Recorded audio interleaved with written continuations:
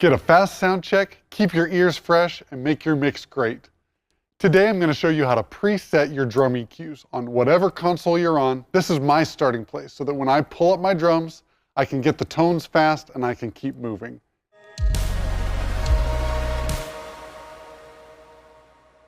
Now before we get started on specific drums, it's important to understand what happens with every drum. Every drum has a fundamental frequency. This is the lowest note that the drum resonates at. It's related to how the drum is tuned and the size of the shells.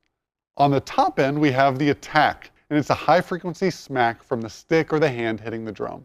Now in between there, we have the drum's tone. These are the overtones and the resonant frequencies that are above the fundamental that gives the drum its feeling or its tone. Now one thing that I do on every drum is cut 250 Hertz. It just helps take the flabbiness out. Let's go ahead and get started on our presets for our drum EQs. This is what I'm going to do before I hear any sound through the console. I'm just automatically going to do it. Let's jump in. On the kick drum, I'm going to go ahead and cut 250 because I cut 250 on every drum. Now also, there's a cardboardy sound or between 400 and 800 on every kick drum. Let's go to 500 and cut that. This makes room for the overtones of the bass as well, which is important for getting our relationship right between the kick drum and the bass. One of my favorite things is it's all about the low end. If you get that right, everything else falls into place. Now, I used to be able to say it's all about that bass, but somebody ruined that for me. For the fundamental of a kick drum, it's going to depend on how much sub I have, how much sub I want for my audience, and what resonance really fits well with that drum.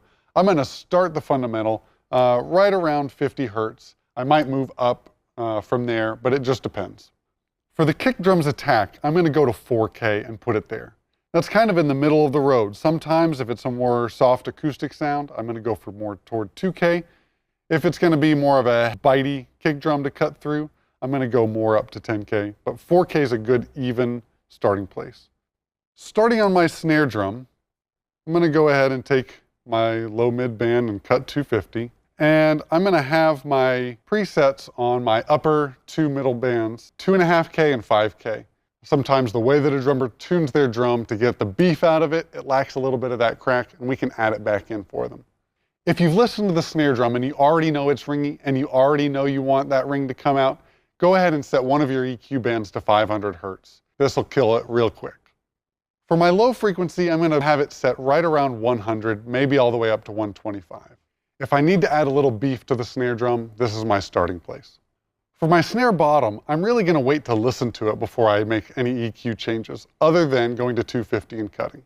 For my toms, if I'm wanting a rock tom sound, I'm going to cut as much mid-range out as possible. So here's how I do it.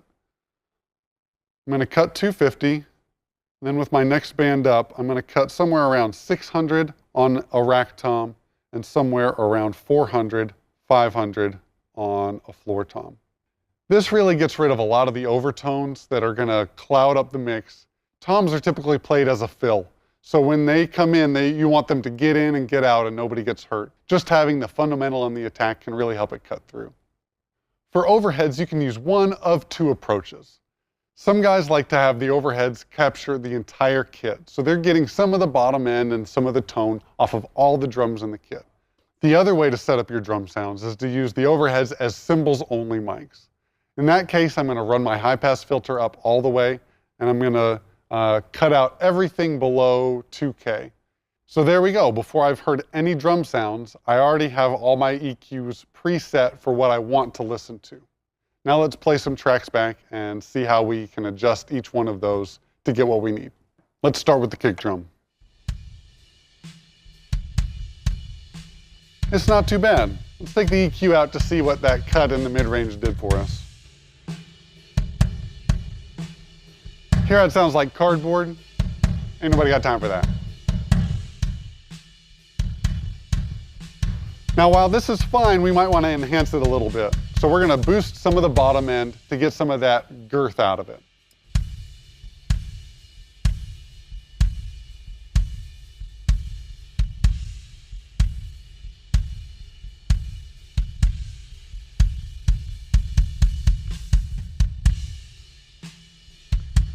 Now that feels good, but it's rumbling just a little bit much. So I'm gonna roll my high pass filter up just a little bit further.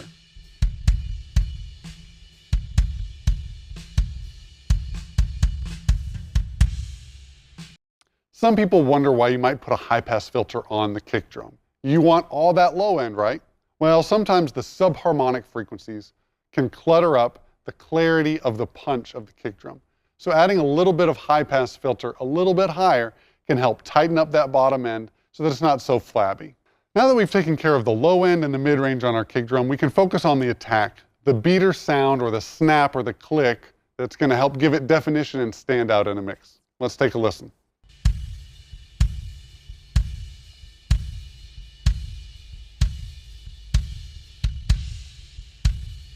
That's 4K.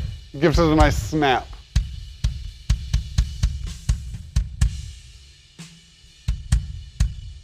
See how that's a little brighter? I went up an octave to 8K.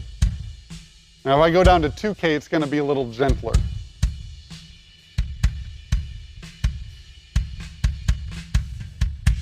I tend to like it right around 4K for the music that I mix.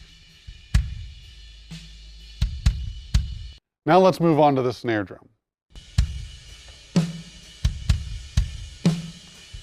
Snare's a little dull. It's got a little bit of thud to it, and I'm not really happy with how well it's really hitting me in the chest or cutting through. So let's see what we can do about it. I'm going to add a little bit of 2.5K and a little bit of 4K, 5K, somewhere in there to try to get a little bit more of the snap out, make it kind of jump out at me.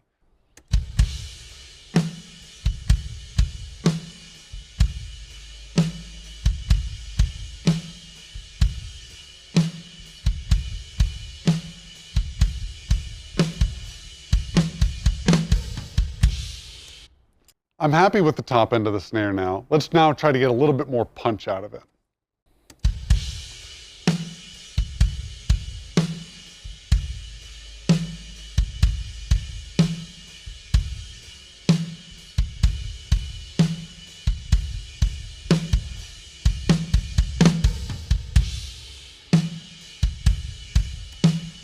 There's our snare that we've EQ'd after listening to it. Now let's listen to the original and hear the difference.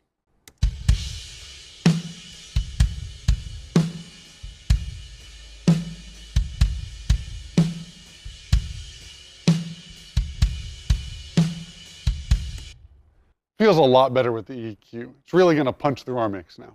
Now I'm happy with my snare top. Let's mix in the snare bottom and see what happens.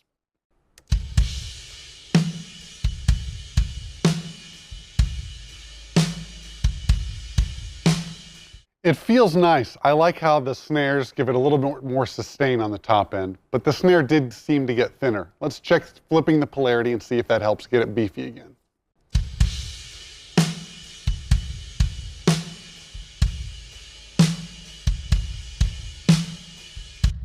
You can tell right away that our snare's bottom end came back when we flipped the polarity switch.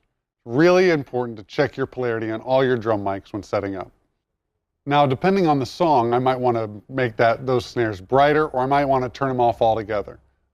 It's really a matter of taste and what fits with the song, but this bottom mic just sounds good how it is.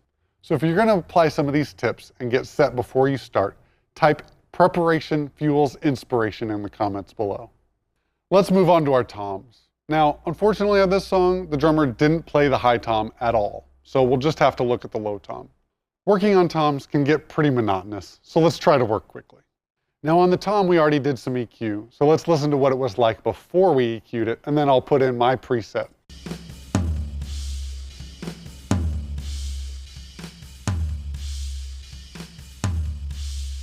So the tom rings quite a bit, and it's got 2 notes on the bottom end. Let's try to get rid of one and just focus on the other so that we can get it a little bit tighter and a little bit less cluttery when our fills come.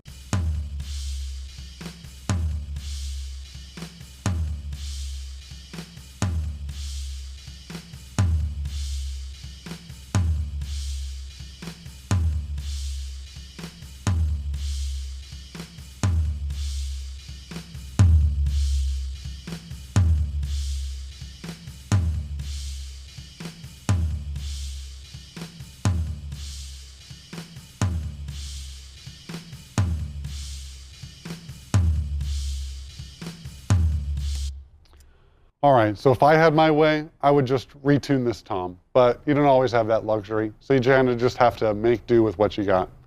It's not the best, but I'm okay with it. Now the next thing I'm going to do is, much like the kick drum and the snare drum, I'm going to add a little bit of attack so that it kind of jumps out in those fills and we get that stick hit so that each note that the tom plays is heard loud and clear.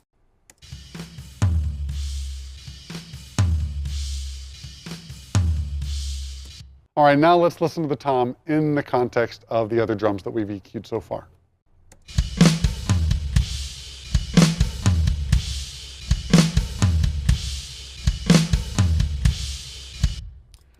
Now let's hear what it sounds like without the high pass filter and the rest of the drums.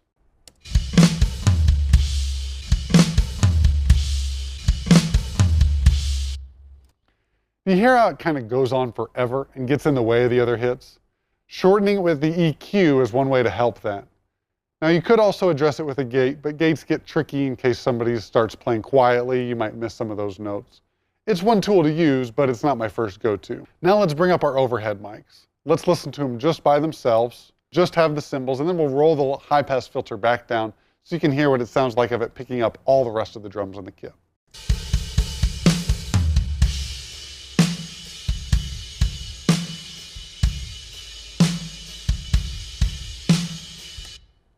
It's really nice to have that brightness come back after not having any of it and only getting the spill from the other drum mics.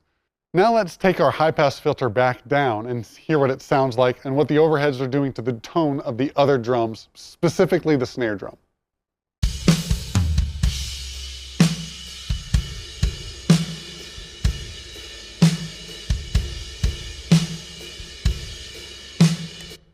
Now it changed the tone of the other drums, but let's check our polarity to make sure that we're not making our snare thinner with the overheads rather than thicker.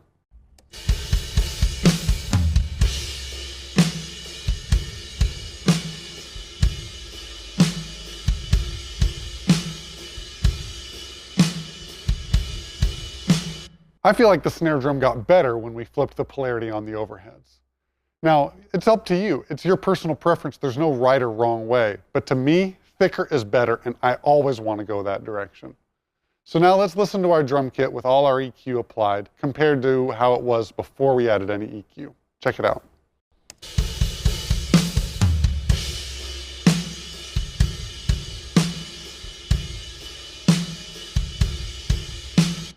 Now I'll turn off all the EQs and we can listen to what it sounded like before.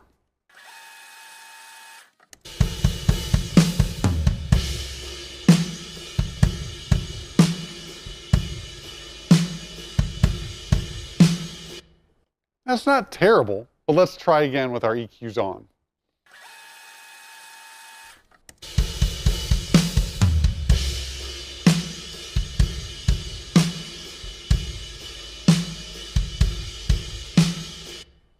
I think that's pretty fantastic for a starting place. Now this is no compression, no effects, nothing, just EQ. Today's episode is brought to you by Dyslexics Untied. Dyslexics Untied, where we think we have more executive power than everyone else on election day. Hey, thanks for watching this drum EQ tutorial. I hope it really helps you next time you're preparing for sound check. If you liked it, hit the thumbs up. Be sure to click subscribe and hit the little bell to get notified every time I post a new video. If you'd like to take your church sound team to the next level, download my free guide, How to Lead Your Church Sound Team.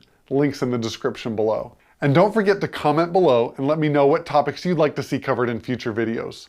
I'm here to serve you so that you can make worship sound great, be a great team player, and do your part in building the kingdom of God. We'll see you next time.